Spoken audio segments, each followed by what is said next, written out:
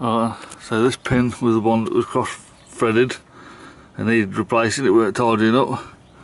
I've lifted the caliper out of the way and tidied it up with a bit of wire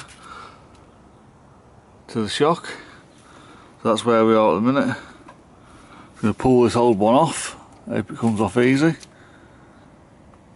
Oh yeah, it does. I'll just make sure it's all the right size and I'll refit it. There's your pack. It looks like you just glue the end of the rod up.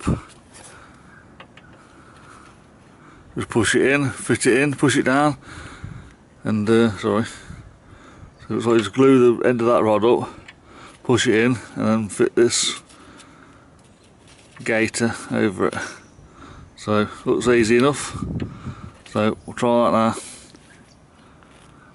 I ain't doing two. I've only this one was damaged on fitting, so easy. So I put that rubber on. Looks like it goes either way, so you don't have to worry about it.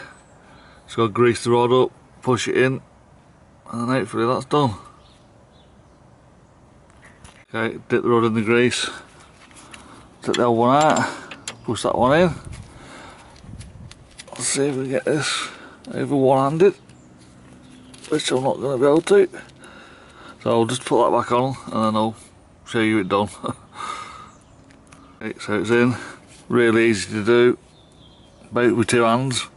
It's all greased up. There's the new bolt you get with it, with Loctite on. So I'm just going to push this piston in a little bit so it clears the brake pads, and then tighten it up and it'll be done. Well, that is it then. All on, just got to tighten it all up. And that is it.